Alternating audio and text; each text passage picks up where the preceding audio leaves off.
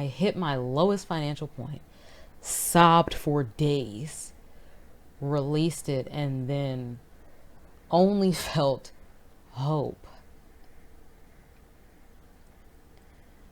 On December 21st, 2023, I reached out to the company that handles my business filings because I wanted to know when my W-2 was coming. I hadn't seen it. I had gotten, my 1099s, all that other stuff in the mail. And I'm wondering, when is the W-2 from my company arriving? Naturally, pretty much everyone was on holiday break at the time. It's December 21st. People are gone for like the whole week. So I decided I'm gonna just do some more research. Maybe other people are asking similar questions, new business, whatever. Sometimes things take longer. Cool. So I did some more research. And on December 26th, I learned that as an S corporation, without a payroll company, there is no W-2. I started hunting, one, for payroll companies that I could afford, and two, one that would be able to run me a W-2 before January 1st. We are days away. I picked out my top 5, requested quotes from all of them, and then spent pretty much the rest of the evening on the phone over and over and over again, re-explaining my situation at the time. Only one company assured me that they'd be able to process me a W-2 in time before January 1st, but the paperwork itself had to be processed before December 29th. It is December 26th.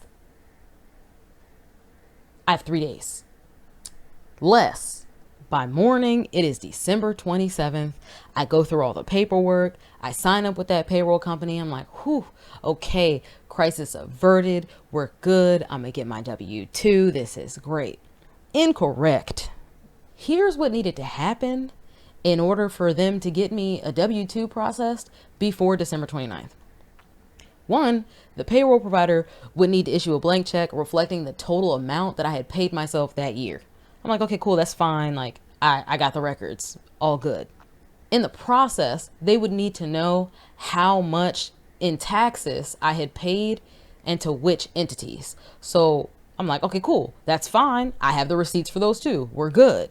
Like a responsible freelancer, I had been paying estimated taxes throughout the whole year. And every time I paid one, they send you the little confirmation number. I download the receipt. I save it to my files. Like, real organized system on the back end, at least as organized as I could have been at the time. The problem in my situation was that those types of tax payments didn't break down how much of what was going to where. So federal, state, Social Security, Medicare.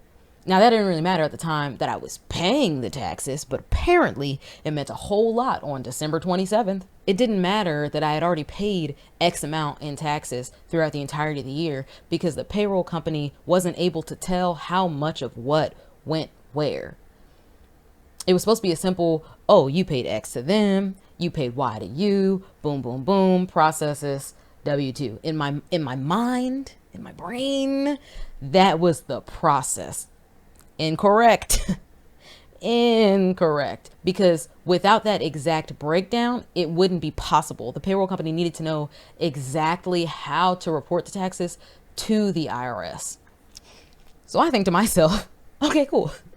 No problem. Let me just call the IRS and ask.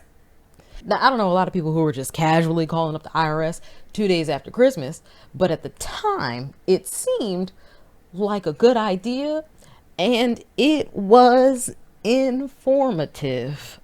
I basically called, I told them exactly how much I had paid throughout the year. Here are the receipts, here's the confirmation number, da da da da da da.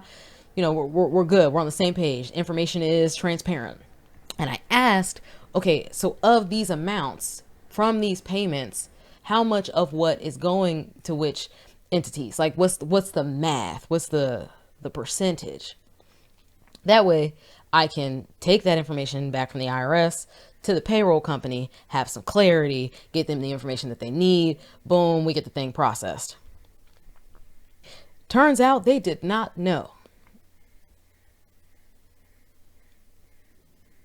According to the rep that I spoke to, estimated payments, I suppose based on the portal that you pay them through or how you pay. In my case, the estimated payments that I was giving to the IRS were just being collected as one big bag of doubloons, like unsorted, just bag of money. There was no method to how much of it was being broken down and going where, and that confused me. But this is the information that I'm learning from the source. Unhelpful in my case. Good to know, but unhelpful in my case at the time. So I get back on the phone with the payroll company. I explain my findings to them, and they inform me that with this new information, the only way that they will be able to issue me a W-2 in the next 24 hours would be if I had paid a full year's worth of payroll taxes for the amount that I had paid myself for that year by the end of the day, the following day, December 28th.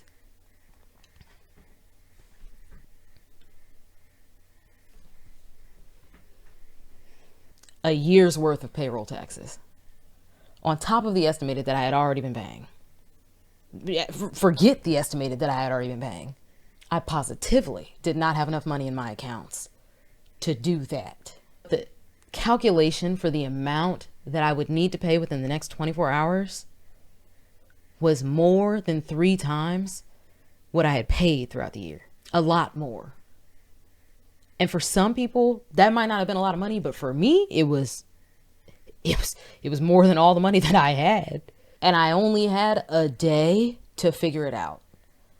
Because by the time we're getting off the phone, close of business. Like, the primary reason I had even ended up this far down the path is because at the beginning of 2023, I had started the process of trying to buy a house.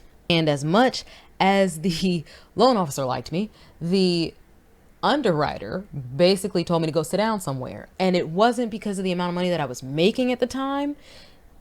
It was because I was a 1099 freelancer who had been out of work for 9 months because of the pandemic shutdown in 2020. The underwriter literally asked me why I didn't have work for so long in 2020. Well, the whole planet shut down. So, fast forwarding, one of the reasons why I was so adamant about making sure I had a W-2 for myself from my company by the end of 2023 was so that the decision makers would take me more seriously when it came to things like trying to buy a house or get a business loan or whatever. Because apparently $1 and a 1099 does not weigh the same as $1 and a W-2. Back to the problem at hand, I really did not have the luxury of time. I had to figure out what I was going to do. And it was either forget it, let's try again next year, or rack my brain to figure out how I was going to come up with that much money to pay all at once the next day.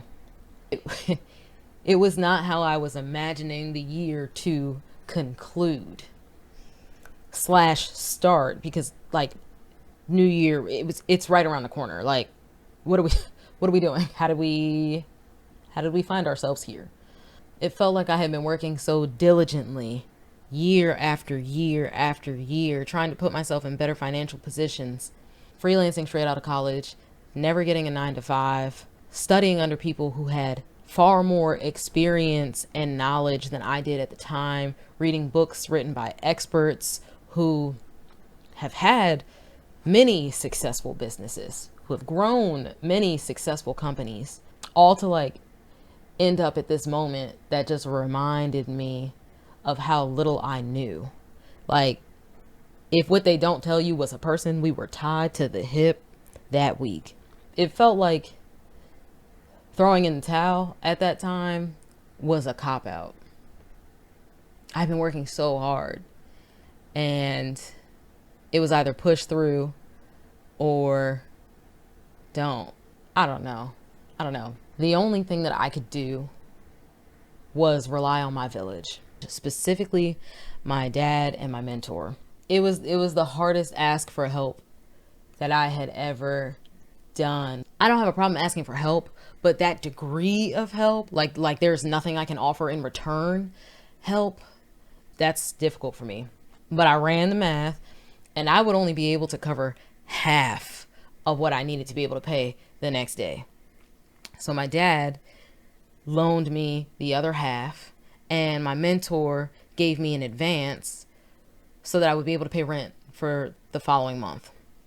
I literally cannot thank them enough for how they went out of their way for me, in a way that for them it wasn't going out of the way at all. My dad's given me literally everything. Like, I have amazing parents, but my dad has literally given me so much in life, and asking for that much money felt like asking for even more. And I didn't like that feeling.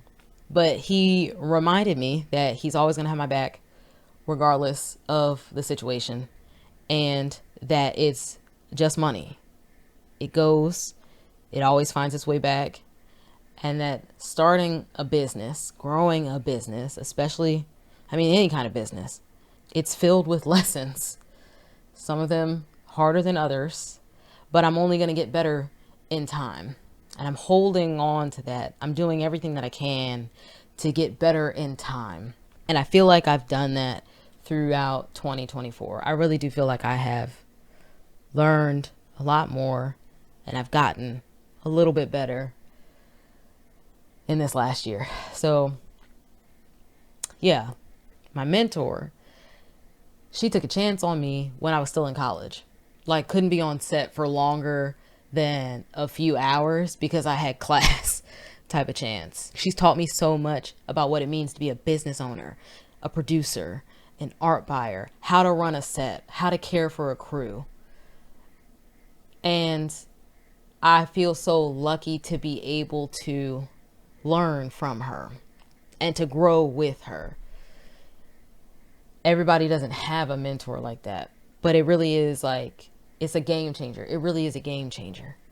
On December 28th at 4:22 p.m., I ran the transaction for a year's worth of payroll taxes. And the payroll company was able to process me a W-2 for myself from my company before the end of the year. So I officially got my first W-2 that wasn't from another company, that wasn't the result of working under someone else, but it was the result of what I had been building over the last several years. And when I tell you, I sobbed. Like, after that transaction, I cried. I cried for about 3 days. And then on January 1st, I just felt hopeful. Like, there's nowhere to go but up from here type hopeful. Because we literally the bottom. Like, that was my lowest financial point. I had about $500 left because my dad didn't want me to completely empty my account. So I had about $500 left for like emergencies, groceries, bills. Terrifying. It worked out. Everything worked out the way that it was supposed to work out. I'm still trying to process how, but it did. It did. When that W-2 showed up in the mail, I cried again. Like, I'm super thankful for my partner because he had my back and cared for my spirit in a way that I really needed during that time. Cause I was depressed. Like, it was rough. But my village was there, and reflecting on it, like, I had friends who have whole families to feed, who were running numbers, trying to figure out how they could help. I have a village. That was one of the hardest lessons that I've had to learn in my time as a creative business owner. And I know that there are going to be a lot of hard lessons and just lessons in general in the future, but I'm not afraid of the journey. I don't regret starting this journey, and I still feel really hopeful. I still feel more hopeful now than I did before I had to learn that lesson. Like with accounts almost empty, I felt more hope for my business than I had ever felt previously. If someone had told me that my fresh start was waiting for me at the bottom of a dry account, I literally would have walked away, because what are you saying? What are you saying? But it was. It was. I appreciate y'all tuning in. If you want to continue the conversation, let me know in the comments if there's ever been a time in your creative business journeys where you found yourself at an intersection of either forget it or fail forward. I would love to hear your stories as well. As always, transferring good energy, and until next time, bye.